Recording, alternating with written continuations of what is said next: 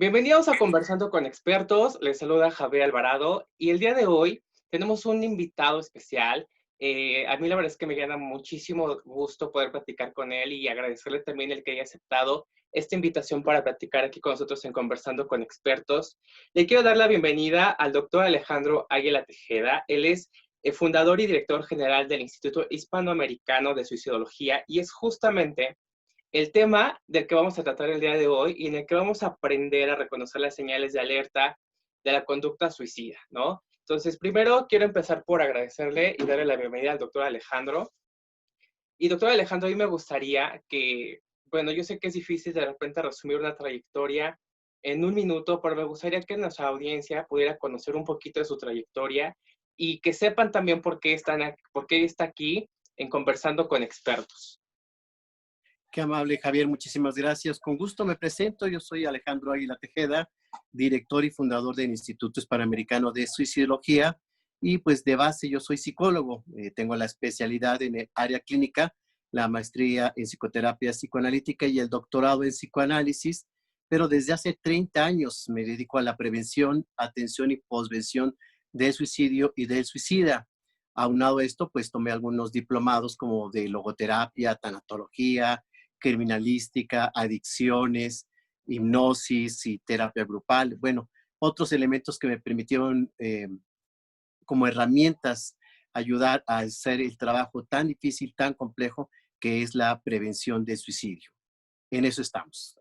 Perfecto, pues fíjese que hoy es un tema que vamos a tocar, es un poco muy delicado y por eso le agradezco que haya aceptado esta invitación, porque hablar de suicidio no es una cuestión como, se tiene que tratar con mucho tacto, con mucho cuidado, porque vamos a partir desde nuestra realidad, ¿no? Sabemos que bajo estas condiciones en las que vivimos, los índices y las cifras de suicidio han aumentado de manera exponencial, ¿no?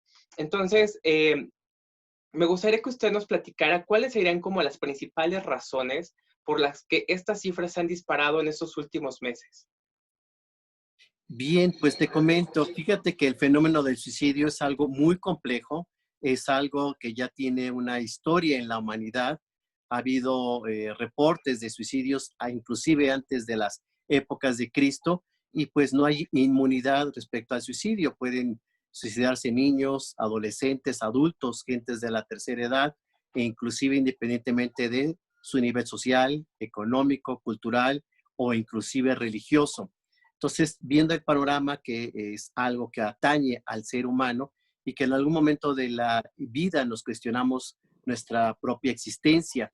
Desde la filosofía se habla que esto es normal. Sin embargo, cuando alguien, a pesar de tener una existencia satisfactoria desde lo que podemos ver y observar, pueda considerar que su vida no vale la pena, puede pensar en la acción suicida y esto tiene mucha relación con principales tres causas.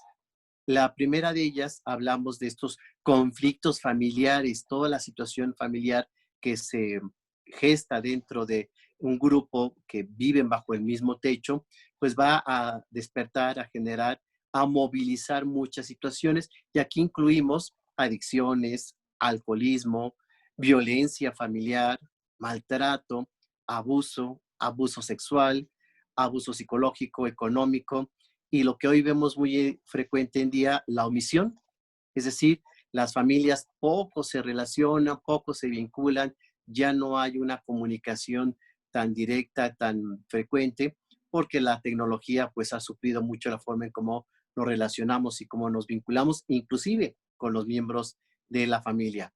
Aunado a esta situación familiar, vemos también que hay una gran diferencia con respecto a las generaciones nuevas, los famosos millennials, con los adultos. Se está dando un conflicto ahí muy, muy fuerte en el sentido de cómo se ve la vida. El millennial que ha crecido con la tecnología tiene otra forma de relacionarse y de vincularse que, insisto, no es la más adecuada, no es la más sana, cuando únicamente la vinculación es en forma virtual, porque esto puede, como ya vemos, generar mucha conflictiva en el sentido de real, no real. Eh, Obviamente personas falsas o que tienen otra identidad o que tienen otras intenciones. Es decir, los peligros en este sentido pues están muy fuertes. Sumado a la situación número uno, que es la familia. Número dos, aquí hay una cuestión que va muy enlazada y son, Javier, las situaciones amorosas, los conflictos del amor, las complicaciones para generar vínculos, para sostener el vínculos. Nada más como un dato, resulta que las últimas estadísticas aquí en México hay más divorcios que matrimonios. Con Sí, sí, esto sí, te sí. menciono lo complicado que puede ser hoy en Bueno, y día. ahora también con los nuevos divorcios en la modalidad en línea, bueno, sí creo que también han aumentado muchísimo, ¿eh? Y eso vamos a estar hablando también próximamente en otros programas con otro invitado, pero realmente esta situación vino a cambiar por completo. A algunos nos afectó de distintas maneras, ¿no? Como bien mencioné, desde la parte económica, la parte emocional, por supuesto, la parte social, que es muy curioso porque usted acaba de hablar ahorita y decir que, por ejemplo, la tecnología de repente ha puesto una barrera muy importante entre las familias y es que la tecnología puede ser un arma de doble filo, ¿no? Entre el que te sientes cercano, te acerca, pero a la vez te mantiene distante del que tienes al lado, ¿no? Porque entonces mejor, para decirle algo, mejor le mandas un mensaje y le dices, oye, ya vente a comer o préstame algo, algo, ¿no? Entonces, creo que también es un arma de doble filo y tenemos que tener muchísimo cuidado con eso. Nada más quería hacer un poquito de hincapié en eso para retomar esa parte, pero sí hay que tener mucho cuidado, ¿no? Porque es un arma totalmente de doble filo. Sí, y con la facilidad que tiene hoy en día las personas para divorciarse, pues obviamente ya se integra la gente o se vincula o hace un matrimonio pensando que pues si no funciona me divorcio. Antes no se pensaba así. Antes se pensaba que alguien que tenía ya un matrimonio, relación, era para toda la vida y aparte se luchaba para que esto se continuara. Entonces, referente al fenómeno de suicidio, la segunda causa, que son las cuestiones amorosas, hablamos de estas frustraciones que se pueden presentar en el vínculo y en las relaciones. Y en ello, fíjate que dentro de una investigación que hicimos en el Instituto Hispanoamericano de Suicidología, eh, se encontró que hoy en día la forma en cómo se le nombra al vínculo que genera el adolescente ha cambiado. Hoy en día están los amigobios, los amigos con derechos, el famoso free, que es una relación libre, el famoso weekend, que es una relación solo de fin de semana, o el muy seguido y cada vez más frecuente, el famoso quickly, que hace referencia a un rapidín o algo rápido. Es decir, en una fiesta, en una reunión, en un antro, alguien tiene un encuentro afectivo o sexual y adiós, no pasa a mayores, ¿no? Entonces, si tú ves dentro de estas 5 modalidades que les muestro, pues ninguna de ellas son novios. Entonces, a mí Sí, me sorprendía exactamente con los pacientes que vemos en consulta que me mencionan que pues únicamente son salientes, que es un término también nuevo, yo no lo conocía. Esto es salientes para los adultos que no están muy familiarizados con el tema, tiene que ver con que únicamente salen, pero no son novios. Pero aguas, salen y pueden darse besos, caricias, tener relaciones sexuales y nada más son salientes. Es decir, no tiene este protocolo, este seguimiento que antes se daba, en donde primero alguien te gustaba, empezabas un poco a hacer cortejo, finalmente se declaraba uno a la novia, a la muchacha que te gustaba, hasta consolidar ya una relación formal dentro de lo que se pudiera en la adolescencia, pero sí se le ponía el nombre de novios. Hoy en día, aparte de estos salientes, están hablando de estos famosos quedantes. Es decir, ya salieron, ya quedan de que van a hacer algo, pero todavía no son novios. Entonces, imagínate lo complejo que hoy en día es la forma en cómo se vinculan, en donde hay una gran modalidad de forma de vincularse o de relacionarse, pero que no hay un compromiso. Al es no que existir, básicamente es eso, ¿no? No hay compromisos de nada, no tengo obligación de nada y es como buscar una comodidad, pero al final del día pues todos somos seres humanos, todos somos personas y seguramente alguno crea un vínculo Y es donde ahí yo me imagino que empiezan los problemas. Totalmente de acuerdo. En esta condición hay algo que le llamamos la no responsabilidad, la no consolidación de un compromiso. Entonces, lo que ocurre aquí es que se tiene placer, pero no se tiene ninguna obligación, ningún derecho, ninguna condición especial con la persona. Y esto, por supuesto, ha generado vacíos, soledad, necesidades afectivas que no son cubiertas, necesidades sexuales que están supliendo el amor verdadero o el afecto real por una cuestión actualmente de placer. Es decir, la sociedad está convirtiéndose cada vez más hedonista, busca el placer y no la situación del compromiso o lo que representa vincularse, ¿no? Entonces, haciendo una recapitulación, número uno, ¿por qué se suicida la gente? Conflictos familiares. Número dos, los conflictos o los problemas amorosos o de pareja. Y número tres, es algo muy sorprendente que nos reporta el INEGI, se desconoce.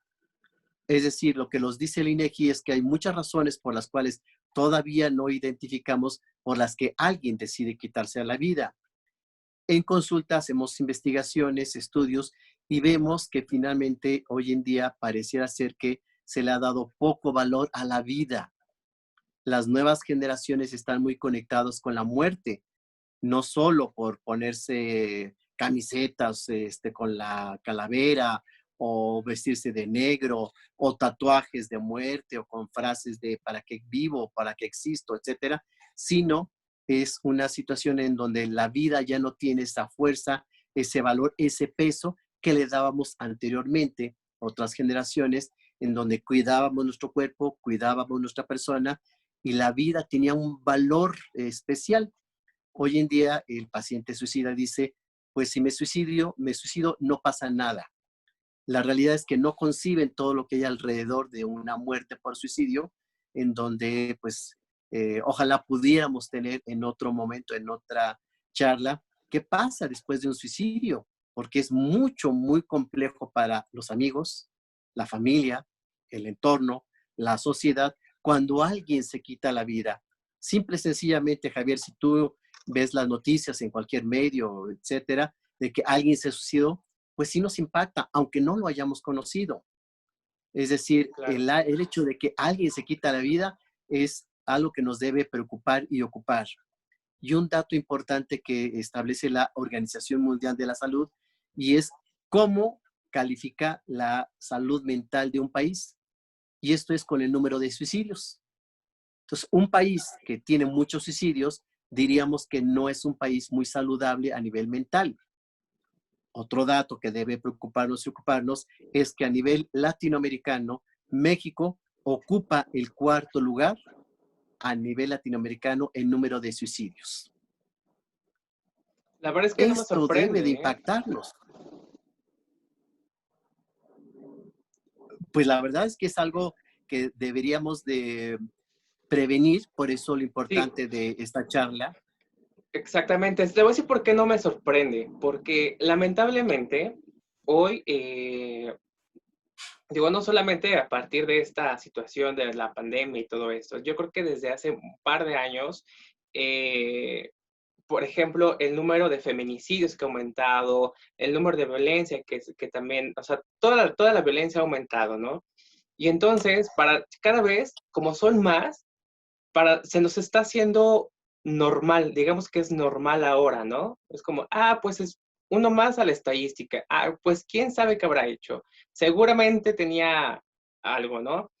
Y entonces empezamos a normalizar también esa situación. Y aquí es donde usted dice, tenemos que prevenirlo, ¿no? No puede ser que esto sea algo normal, porque evidentemente no es normal. Por supuesto que entonces, si lo que nos reportan en esta medición es que no somos un país saludable y que yo creo que, por supuesto que lo sabemos, ¿no? Porque todos los días sabemos o nos enteramos de alguien que desapareció, que lo secuestraron, que se suicidó, que huyó, que lo metieron a la cárcel, en fin, ¿no? Muchas situaciones. Lo sabemos, lo conocemos y cada vez es más en nuestros círculos cercanos, ¿no? Ahora, usted dice, tenemos que prevenirlo. ¿Cómo lo podemos prevenir? ¿Cómo aprendemos a detectar también esas situaciones? Siempre en la prevención en cualquier tipo de enfermedad, ya sea física o emocional, es la información. Por eso siempre doy datos, estadísticas, cifras, epidemiología, condiciones, porque el suicidio es la única muerte que podemos intentar evitar. Nuestra labor en el Instituto Hispanoamericano de Suicidología siempre ha sido llevar esta información a todos los lugares, escuelas, instituciones, asociaciones, hospitales, medios de comunicación. Hacemos libros, hacemos artículos, hacemos investigaciones. Entonces, entre más se hable, porque es un tema, Javier, que no se habla en los medios de comunicación comúnmente.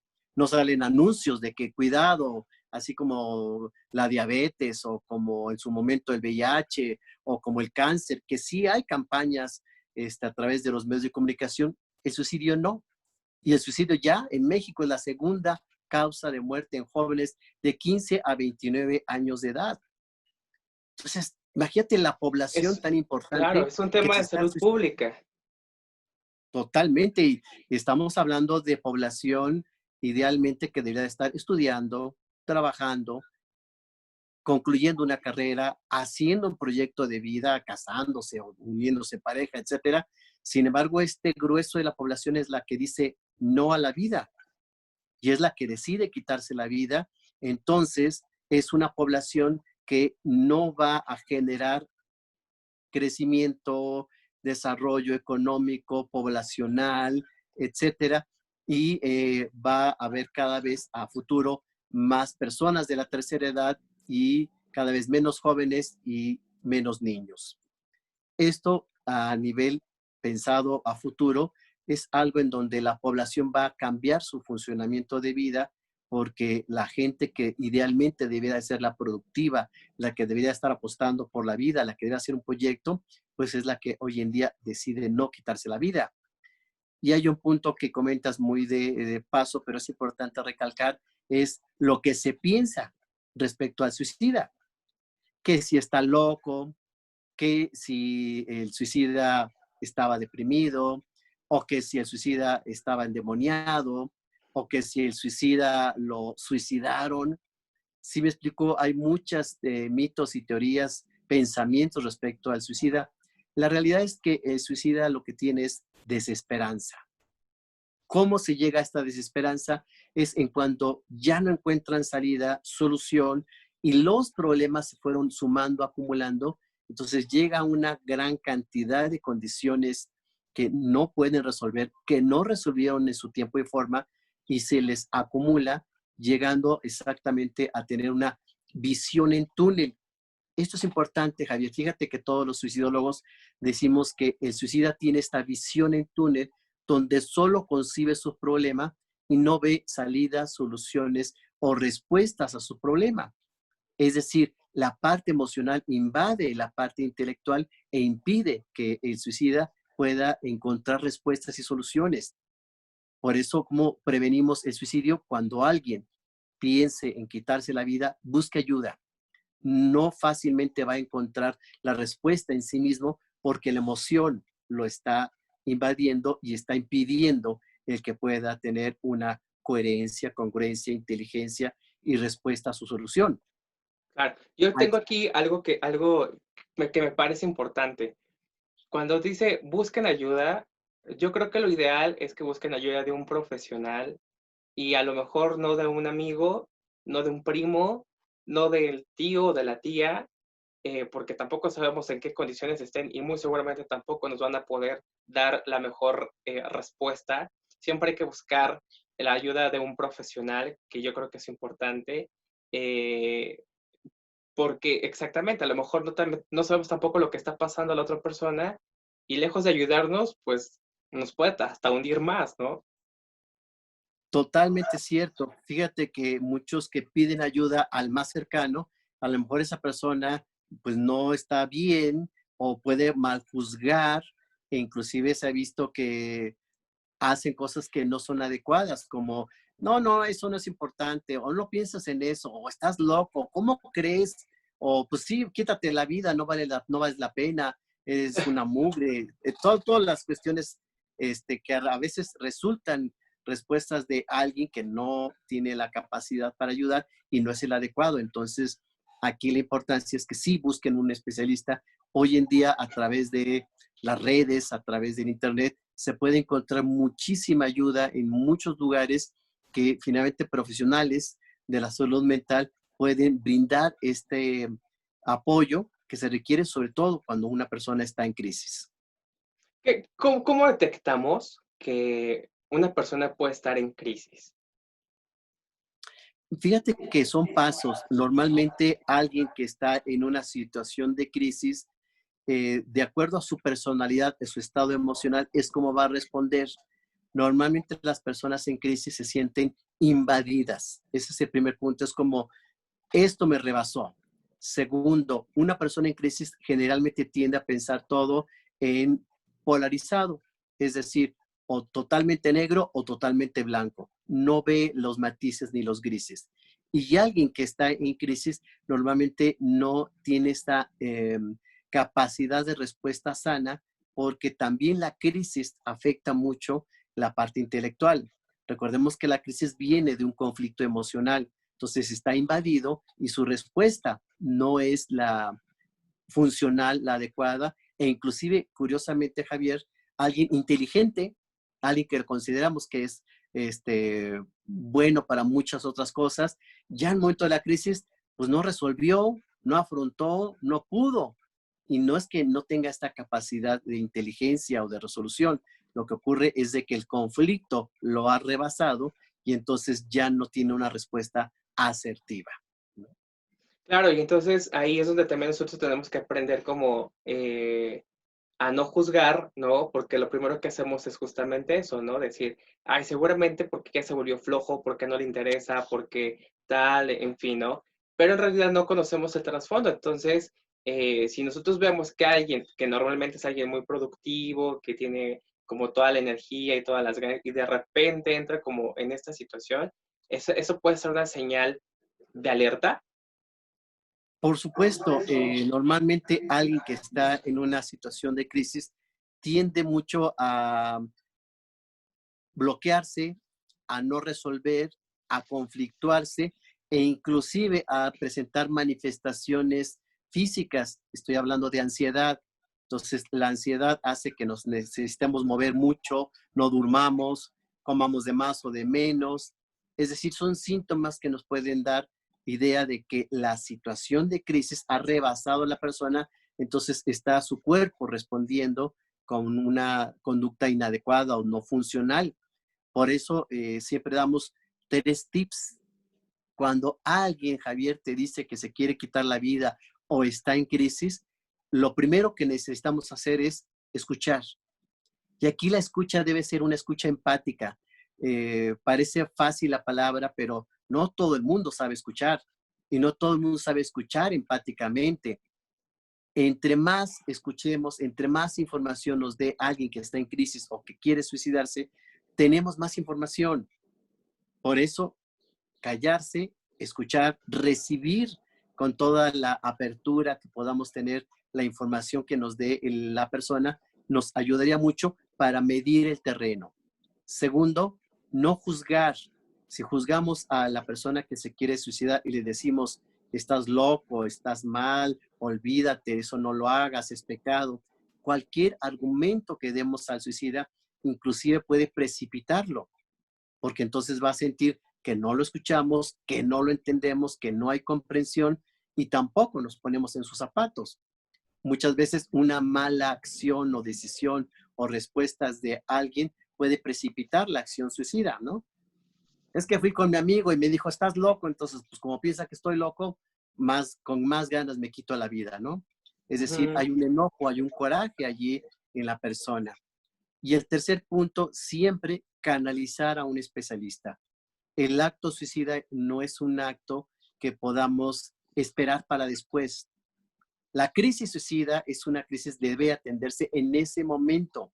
No se puede dejar para otro tiempo o para el día de mañana. Entonces, buscar la ayuda profesional, porque lo que hacemos los suicidólogos es identificar el nivel de riesgo para ver si el paciente requiere atención inmediata verbal, atención inmediata con la acción de contención, acción inmediata internamiento o acción inmediata con un medicamento. Entonces, esto lo hace el suicidólogo con una escala que tenemos para que entonces la respuesta, la ayuda sea asertiva y evitemos más suicidios. Pues yo creo que hay muchas, yo creo que cuando conocemos a la persona y detectamos algo no tan común en su comportamiento, definitivamente tendremos que prestar mucha atención y, como dice, ser lo más empáticos posibles para poder dar la mejor ayuda que nosotros podamos hacer, que si no somos profesionales de la salud, mejor no lo intentemos y mejor canalizamos a alguien que sí lo sea, ¿no? Y tampoco podemos esperarnos a mañana, pasado mañana, tenemos que tomar acción de manera inmediata. Creo que eso es algo muy importante y no tomarlo a la ligera, nada de estos 3 tips que nos acaba de dar, que son muy importantes, ¿no? Quiero, doctor Alejandro, pedirle a la gente aquí que nos esté viendo, que nos dejen sus comentarios, que no se les olvide suscribirse a nuestro canal en YouTube y a nuestra fanpage en Facebook, que está como Javier Alvarado en Conversaciones con Expertos, pero también preguntarles cuáles son las dudas que tuvieron, si tienen alguna duda, si tienen preguntas, qué les gustaría saber más acerca de este tema, si quieren que haga, porque esto nos da para 50 programas seguramente, pero el tiempo se nos va muy rápido, ¿no? Y queremos ver qué les gustaría saber sobre ese tema de la prevención del suicidio y, como usted mismo nos dijo, ¿qué pasa después del suicidio? ¿No? Creo que ese es algún tema también muy interesante, pero que muy seguramente lo vamos a tener nuevamente aquí con nosotros, y agradecerle también su tiempo y el que haya aceptado esta entrevista. Nada más, donde, si nosotros de repente sabemos de alguien, conocemos a alguien, ¿dónde podemos contactarlo, doctor? Con muchísimo gusto, Javier, les damos la página. Toda la información que encuentran en la página es gratuita. Contamos con todas las redes sociales que están allí y es www.suicidologia.com.mx. Perfecto, pues ahí ya saben, cualquier duda que tengan, consulta o canalización de alguien con el doctor Alejandro, me parece que es algo, además, tiene todo un equipo de expertos y profesionales que les van a poder ayudar seguramente, ¿no? Doctor Alejandro, quiero agradecerle muchísimo su tiempo. Esperamos la segunda parte con el tema del después del suicidio, ¿no? ¿Qué pasa? No sé si quiera, no sé, despedirse y darle un mensaje a la audiencia respecto al tema. Por supuesto que sí, principalmente agradecerte a ti al espacio y la oportunidad de llegar con todo el público que te sigue y decirle a las personas que el suicidio es la única muerte que podemos intentar evitar. Una persona suicida lo que necesita es ayuda, comprensión y acompañamiento. Estamos para servirle y pues gracias nuevamente. Gracias a usted. Nos vemos en la próxima. Hasta luego.